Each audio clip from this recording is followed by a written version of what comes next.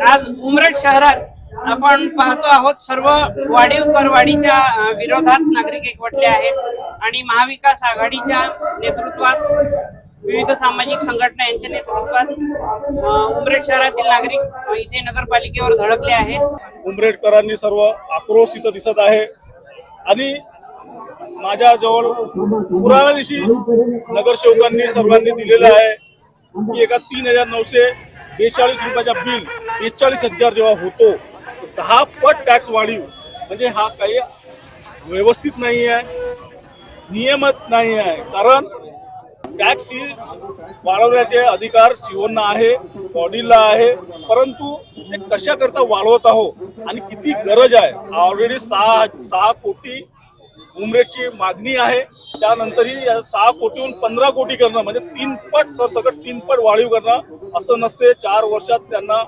Tax फेर कर आकारणी करायची असते। त्या कोणता प्लॉट खाली असेल त्याच्यावर घर बनलं असेल तर त्याला टॅक्स लावण्याची जबाबदारी ही नगरपालिकेची असते। त्या फेर कर आकारणी करता तो 4 वर्षाचा नियम आहे। टॅक्स वाढवण्याचा नियम कुठेच नाही आहे।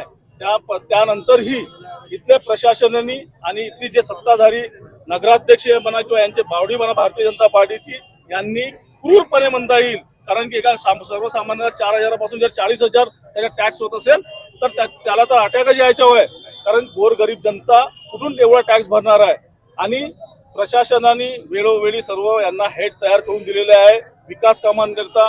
नगर परिषदेच्या सामान्य हेडमधून त्यांना कोणते रोड नसते, करोडचे काम करायचे नसतात, फक्त मेंटेनन्स करायचे असते। काही कर्मचारी असतात जे आपण एक्स्ट्रा लावतो त्यांच्या पगार देण्याकरता किंवा त्या मेंटेनन्स करण्याकरता हा कर कामात येतो।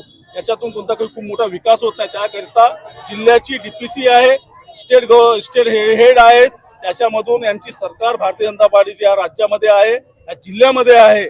त्यांनी तिथून निधी आणावा आणि विकास करावा आणि जनतेला भुर्दंड म्हणा याकरता आज आमचा आक्रोश मोर्चा निघालेला आहे। त्यामध्ये आमच्या सोबत आमचे या भागातले आमदार संजयजी मेश्राम साहेब, माजी मंत्री आमचे राजेंद्र मुळकजी, आमचे गट नेते रेवतकरजी, सर्व आमचे काँग्रेसचे महिला भगिनी, महाविकास आघाडीचे सर्व घटक दल सर्वांनी एकच मागणी केलेली आहे की हा टॅक्स विरोधात आम्ही सर्व उमरेडकर आहेत आणि टॅक्स ही जी वाढीव टॅक्स केलेले आहे ते रद्द झाला पाहिजे, हीच मागणी आज आमची इथं आहे।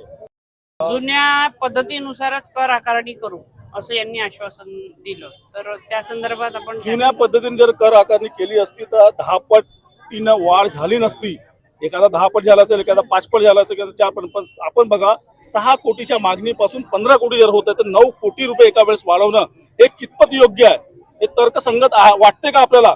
मला नाही समजत, मी पुन्हा बघितलं नाही। परंतु 6 कोटीपासून जर 15 कोटी होत आहे तर हा एवढा मोठा भुर्दंड 3 पटीनं तर वाढलंच ना सर्वांवर।